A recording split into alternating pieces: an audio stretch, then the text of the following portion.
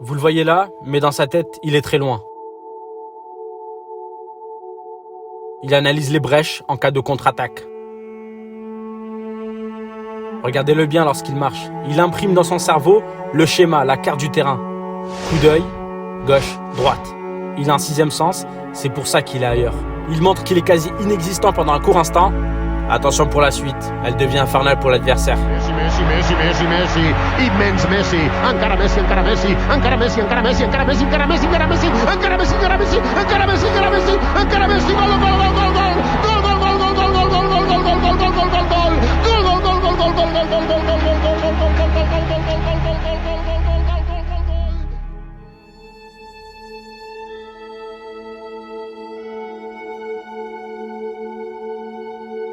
La performance d'une équipe se joue avant tout sur l'esprit, l'ambiance au sein d'un vestiaire, la relation avec la direction.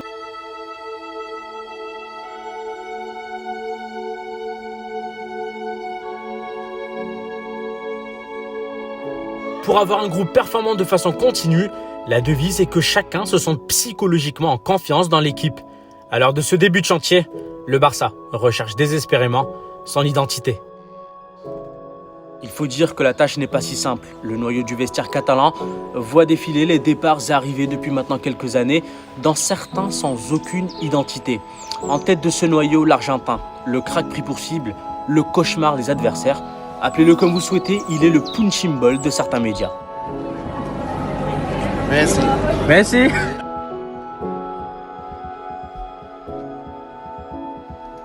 Depuis le début du XXe siècle, le monde du football et de la psychologie se sont unis dans des recherches communes. L'objectif de la psychologie visait principalement à comprendre et améliorer des traits de personnalité de joueurs au comportement timide et discret tels que Léo Messi, qui pouvaient influencer sa performance, celle de son équipe, dans différents domaines tels que la motivation, la dynamique du groupe et l'entraînement mental. Ce mix entre le monde du football et observation comportementale a aussi pour objectif par exemple de quantifier cet effet de prise d'âge au sein d'un groupe.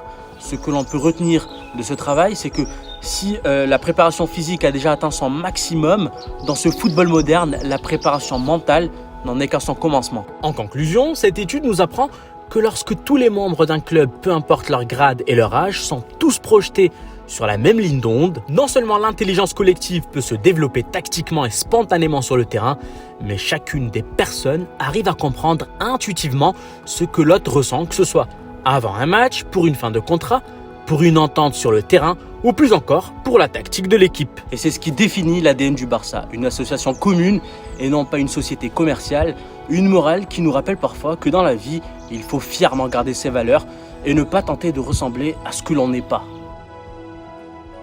Garder ses valeurs et l'identité du Barça reflètent l'Argentin, la Pulguita.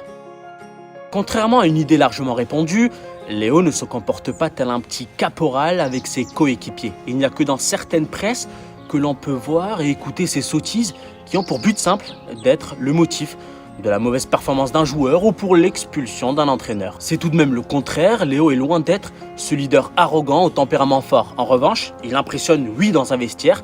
Si tu es un joueur lambda, tu seras vite choqué par son intelligence car il est un génie, il respire le football. Néanmoins, cette impression doit être maîtrisée car te laisser trop affecter par son génie te fera perdre tes moyens, tes performances et ta maîtrise sur le terrain. Et c'est ce qui se passe avec certains joueurs du Barça. Et évidemment, lorsque tu joues à sa place en tant que meneur, la tâche s'accentue davantage car les attentes sont énormes. Je rajoute tout de même que cette impression vis-à-vis de Léo est mieux maîtrisée pour les jeunes joueurs venant du centre de formation.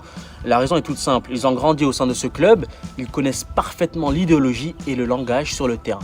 L'ancien secrétaire Robert Fernandez l'a étudié durant 10 années et qui mieux que lui pour s'exprimer sur ce sujet. Écoutez.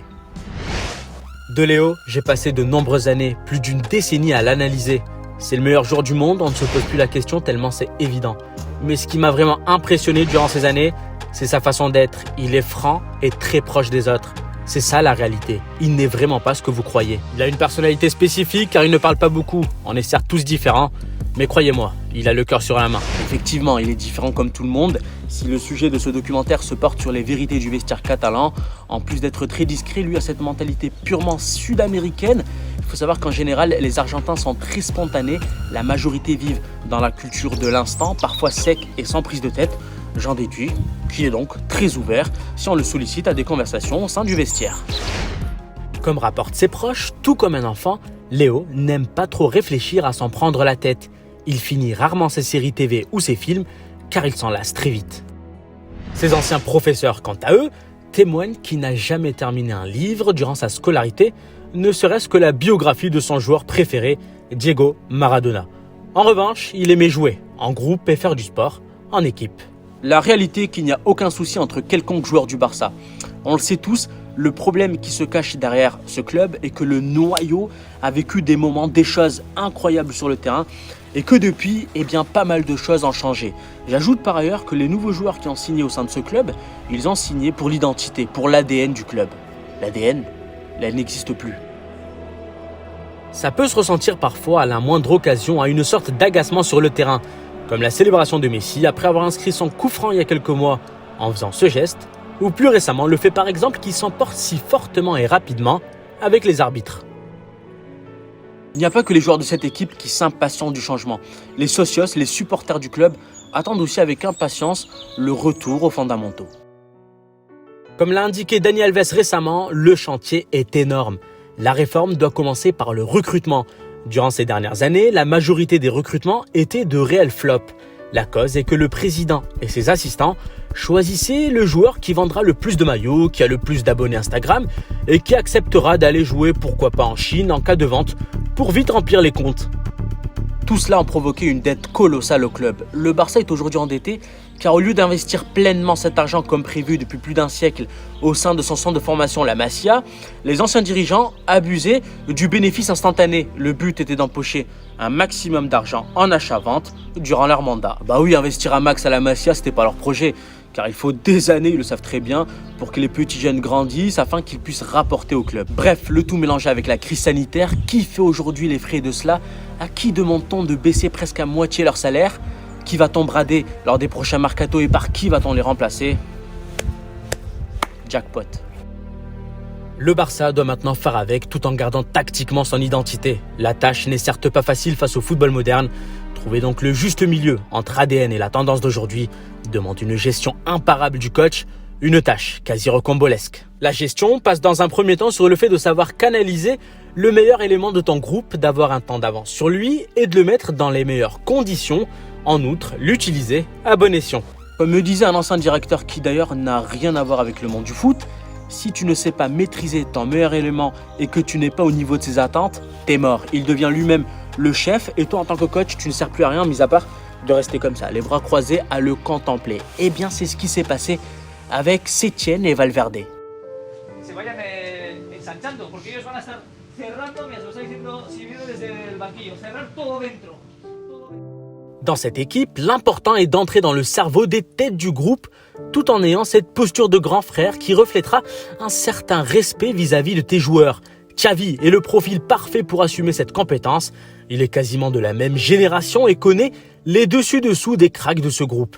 Il a entre autres joué avec eux. Pour entrer dans ce monde des anciens de cette équipe, il faut commencer par leur parler tactique, mais pas n'importe laquelle. Celle qui les a fait grandir, celle qui les a mis à l'aise durant des années, celle qui leur a rapporté énormément de trophées. Entre autres, la possession, le pressing, les permutations, mais ça ne s'arrête pas là. Il faut que tu arrives à impressionner tes joueurs, que tu les bottes par une bonne faculté de communication. La façon dont tu parles à tes joueurs, qu'ils puissent ressentir une certaine amitié familiale. Et même avec tout ça, ça ne sera pas complet. Il faut encore ajouter une touche de magie. Bref. Lorsqu'une équipe est en reconstruction, la chose qu'il ne faut pas faire pour un entraîneur est de rester comme ça. Ça, il ne faut pas le faire. Coman, il le fait, je comprends pas. Ça vous paraît banal, mais le fait d'encourager un joueur peut vite changer la donne, notamment pour ceux qui ne sont pas en confiance. Rappelez-vous de Pep, au Barça, il arrivait à mettre en confiance chacun de ses joueurs, car il avait ce lien de grand frère sentimental. Il les appelait quotidiennement, parfois très tard dans la nuit, à la veille d'un match pour savoir ce qu'ils faisaient, pour parler tactique ou pour leur dire par exemple « Allo Dani, comment est-ce muy bien? J'ai oublié de te préciser un truc. Ne monte pas trop car ils ont un ailier rapide qui va sûrement permuter sur ton côté.